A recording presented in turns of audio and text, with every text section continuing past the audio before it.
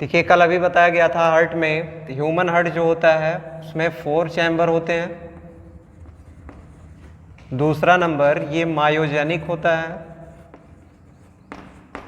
तीसरा नंबर ये होता है closed circulatory system,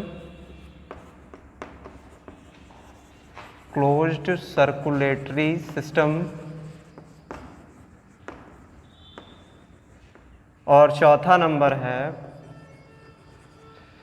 double circulatory system, ये होता है डबल सर्कुलेटरी सिस्टम। तो देखिए ये शायद कल ये बताया गया था कि हार्ट में, ह्यूमन हार्ट में 4 चैम्बर होते हैं, या जितने मैमल्स होते हैं, जितने भी स्तनधारी होते हैं, उनका हृदय जो होता है 4 कोष्ठी होता है। ये होता है ये राइट ऑरिकल,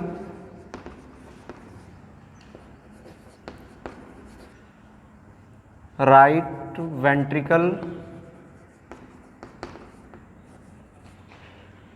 ये है लेफ्ट ऑरिकल,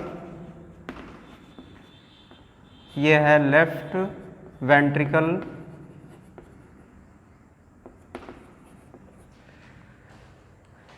दायां अलिंद दायां निलय, ये दायां अलिंद है और ये दायां निलय, ये बायां अलिंद है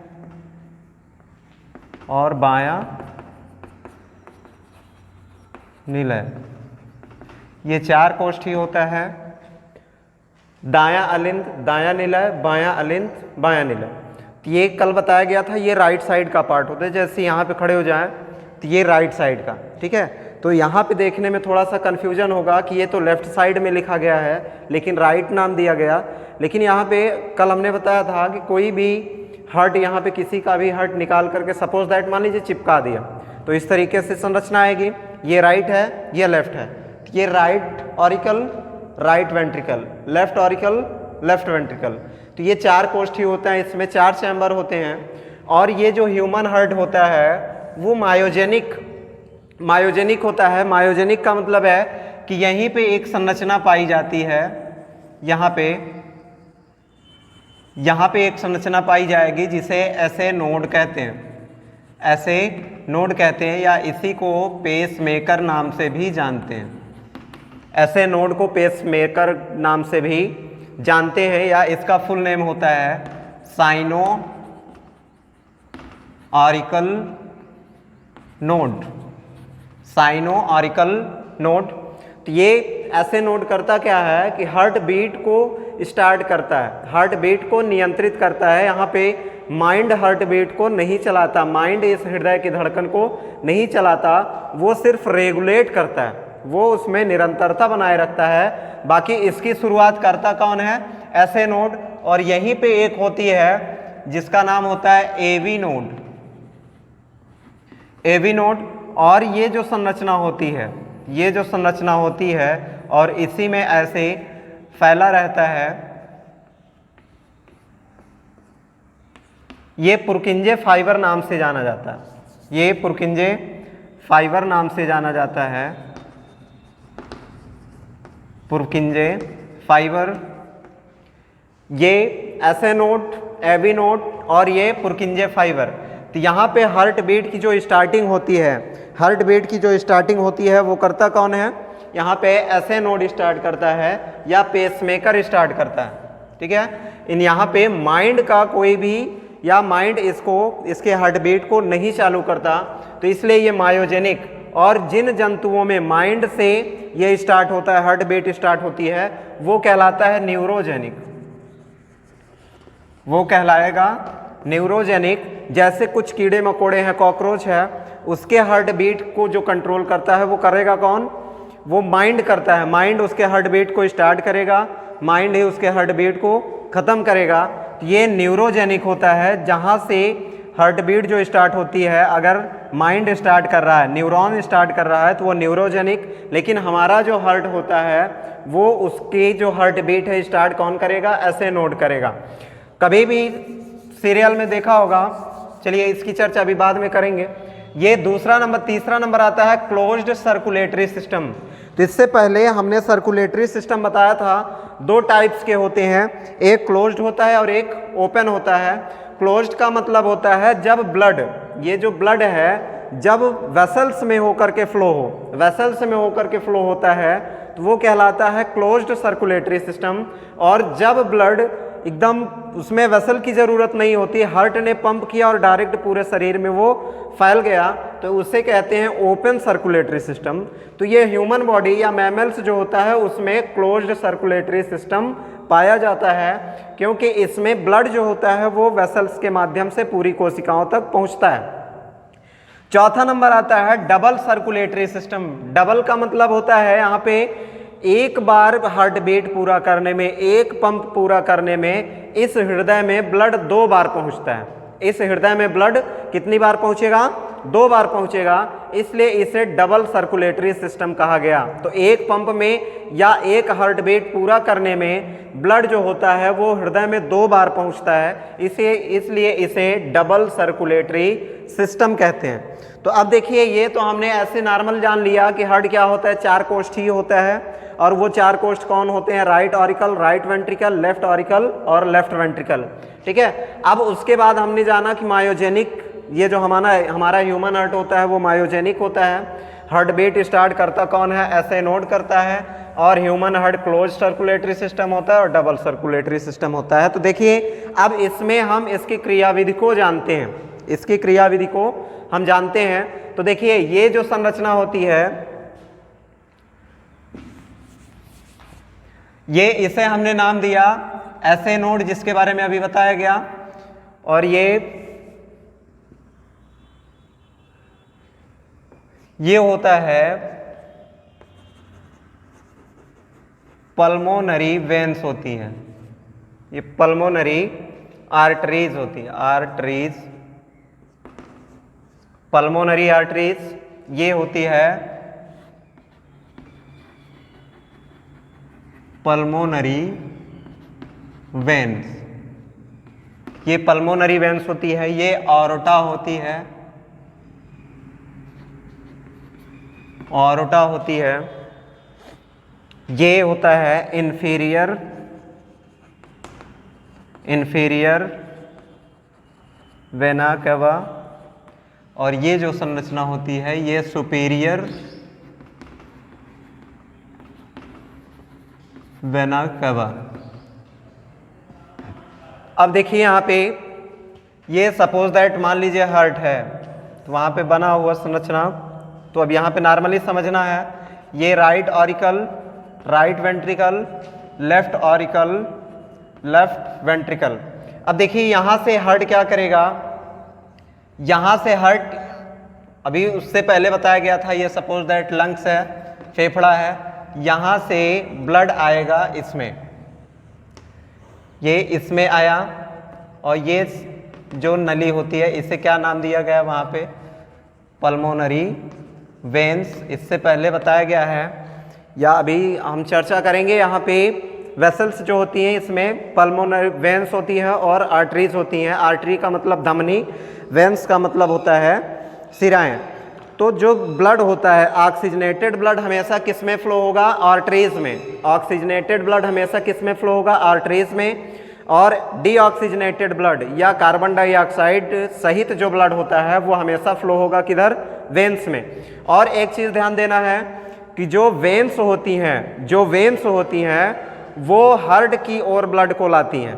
सपोज दैट ये मान लीजिए यहाँ पे ये हार्ट है, इसके नज़दीक जो ब्लड लाए वो क्या होती है? वेन्स होती है, और इससे दूर जो ब्लड लेके जाए वो क्या होती है? आर्टरीज होती हैं। ठीक है, अब यहाँ पे वेन्स क्या करती हैं? वेन्स का काम होता है हमारे ब्लड को शरीर के अंगों से हार्ट की ओर लेके आना, हमारे शरीर के अंगों से हार्ट की ओर लेके आना किसका काम होता है? वेन्स। और जो हमारे शरीर के अंगों से हार्ट की ओर ब्लड आता है उसमें ध्यान देना है क्या होता है? CO2 गैस होती है। और CO2 गैस जो होती है वो अशुद्ध रक्त होती है या डीऑक्सीजनेटेड ब्लड होती है,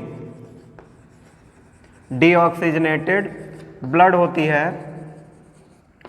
और हमारे हार्ट से शरीर के अंगों की ओर जो ब्लड जाती है वो किसके माध्यम से जाती है? आर्टरीज के माध्यम से। और आर्टरीज में प्योर ब्लड होता है, प्योर ब्लड होगा या उसमें ऑक्सीजनेटेड ब्लड होगा, ऑक्सीजनेटेड ब्लड होगा, यानी कि शुद्ध रुधिर होगा। ठीक है, तो अब देखिए यहाँ पे लंग्स में क्या होता है। इससे पहले तो हम जानते हैं कि जो हमारी किडनी होती है सिर्फ और सिर्फ वही प्यूरिफिकेशन का काम करती है या शुद्धिकरण का काम वही करती है, लेकिन यहाँ पे लंग्स भी हमारा शुद्धिकरण का काम करता है। तो लंग्स करता क्या है कि यहाँ पे ब्लड आया, ये चलिए मान लीजिए ये ब्लड आ रहा है यहाँ पे, तो ये ब्लड आया यहाँ पे। अब ये किधर से आ रहा है? एक मिनट रुक जाइए,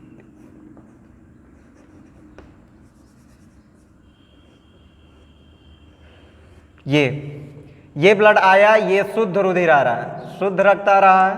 ठीक है, अब इसमें से ये आया इसमें, जहाँ पे डाइकस्पिड वाल्व है, यहाँ पे ये संरचना बनाई गई है, ये कहलाती है ट्राइकस्पिड वाल्व, ट्राइकस्पिड वाल्व।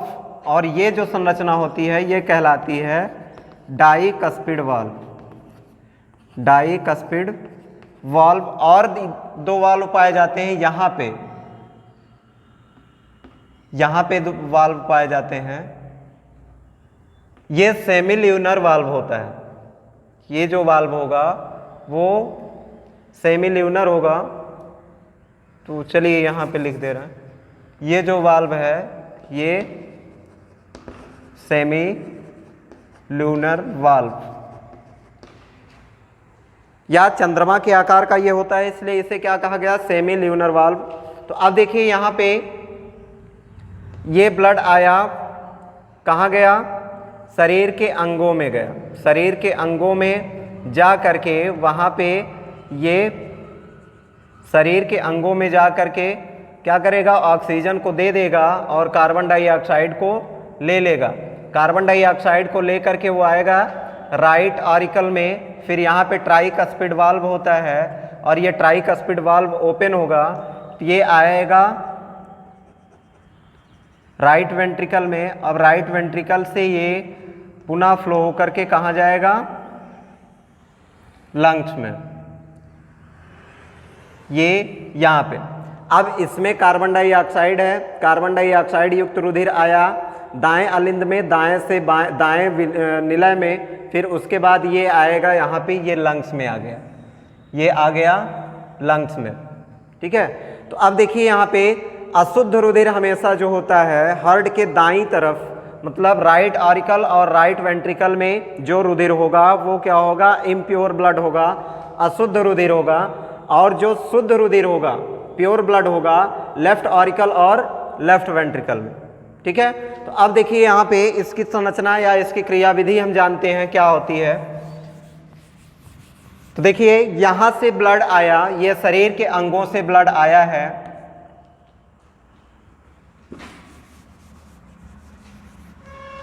ये शरीर के अंगों से ब्लड आया इसमें। ठीक है, तो अब इसमें फिलअप हुआ, इसमें भर रहा है वो। अब इसमें जब भर जाएगा तो क्या होगा? अब ये भर जाएगा तो इस पे एक दबाव या दाब लगेगा, ट्राइकस्पिड वाल्व, या जिसे हम कहते हैं त्रिवलनी कपाट।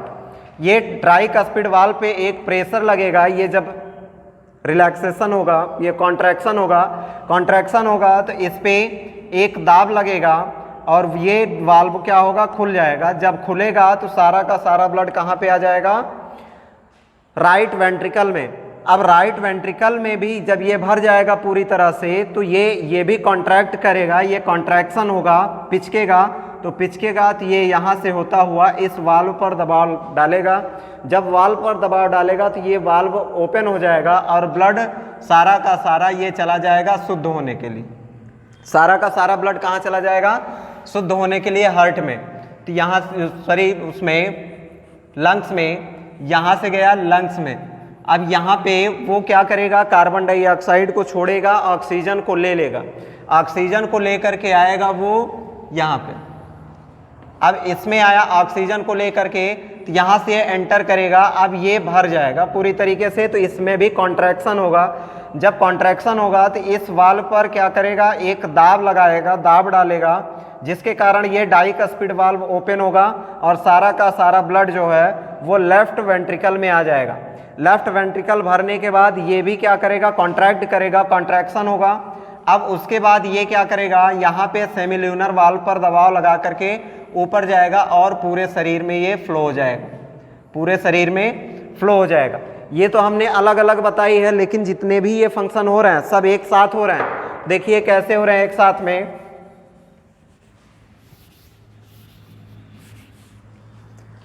देखिए जैसे ही ब्लड यहाँ पे इम्प्योर ब्लड, डीऑक्सीजनेटेड ब्लड यहाँ पे आया, डीऑक्सीजनेटेड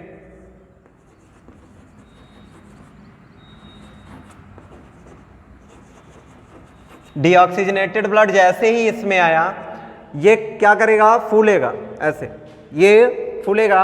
अब इसमें डीऑक्सीजनेटेड ब्लड भर रहा है, या चलिए यहाँ पे हम इसको डार्क कर दे रहे हैं,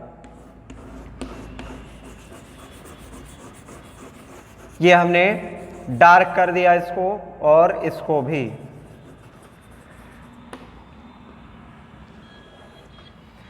अब डीऑक्सीजनेटेड ब्लड इस राइट ऑरिकल में आया तो ये कॉन्ट्रैक्ट क्या करेगा, फूलेगा।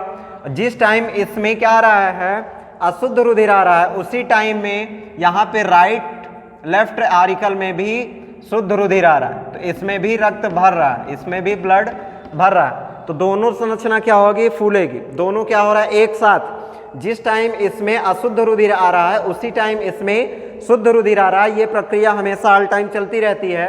ये लंग से, ये यहाँ से लंग्स में जाता है, लंग से फिर ये यहाँ पे आ रहा है। तो जिस टाइम इसमें अशुद्ध रुधिर आ रहा है उसी टाइम इसमें शुद्ध रुधिर आ रहा है, तो दोनों क्या होंगे, थोड़े से फूलेंगे।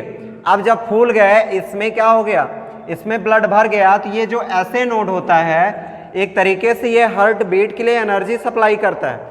ऐसे नोड जो होता है ये हार्ट बीट के लिए क्या करेगा, एनर्जी सप्लाई करेगा, और एवी नोड को वो क्या करेगा, पूरी सप्लाई कर देगा। फिर एवी नोड पुरकिंजे फाइबर के माध्यम से पूरे हार्ट में क्या करेगा, उसको फैलाएगा।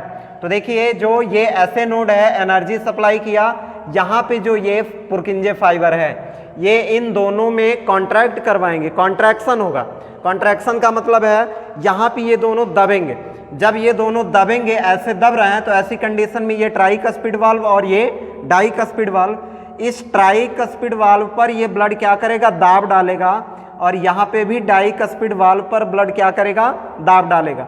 जब यहाँ पे कॉन्ट्रैक्शन हुआ तो ये वाल्व और ये दोनों वाल्व साथ में ओपन हो गए और सारा का सारा ब्लड आ गया राइट वेंट्रिकल और लेफ्ट वेंट्रिकल में। अब ये कॉन्ट्रैक्शन के बाद ब्लड आ गया किसमें, राइट ऑरिकल और राइट वेंट्रिकल, लेफ्ट वेंट्रिकल में। अब यहाँ पे ये जो अभी कॉन्ट्रैक्शन हुआ था, ब्लड आने के बाद इसमें रिलैक्सेशन होगा।